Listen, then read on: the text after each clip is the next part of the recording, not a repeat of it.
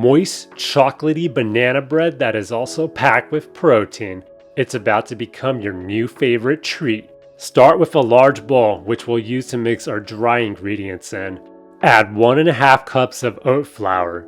You can use a different flour like whole wheat flour if you prefer. Add 2 scoops of chocolate protein powder. I'm using a plant-based protein powder here today.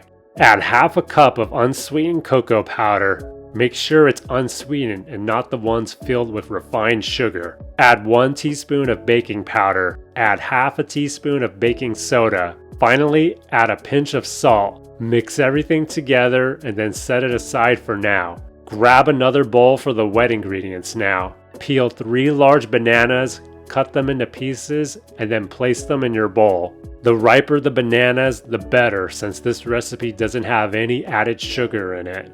Use a fork or a potato masher to mash your bananas until it becomes a puree. Once you're done mashing, we'll add our remaining wet ingredients. Crack open and add 2 large eggs. Add a 5.3 ounce container of plain non-fat Greek yogurt. Add 1/4 cup of unsweetened applesauce. Finally, add a teaspoon of vanilla extract. Mix everything together. Grab back your bowl of dry ingredients, then carefully pour your wet mixture into your dry mixture. Mix everything together until everything is fully incorporated. Once you're done mixing, add 1/4 cup of sugar-free chocolate chips. These ones here are sweetened with monk fruit. Gently fold the chocolate chips into the batter. Preheat your oven on 350 degrees Fahrenheit. Take out a 9-inch by 5-inch baking pan and line it with parchment paper.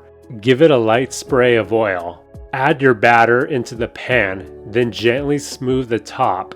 Bake on 350 degrees Fahrenheit for 55 to 65 minutes. Once it's done baking, remove it from the oven.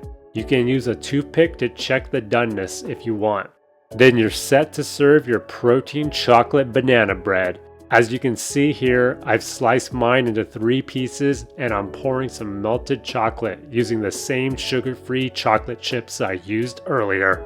You can store these in the fridge for about a week. However, once you've tried this recipe, good luck getting it to last that long in the fridge. Feel free to get creative and add extra add-ins such as chopped nuts or dried fruit. Thank you everyone for watching. Please consider liking the video and subscribing to the channel for more healthy recipes every week.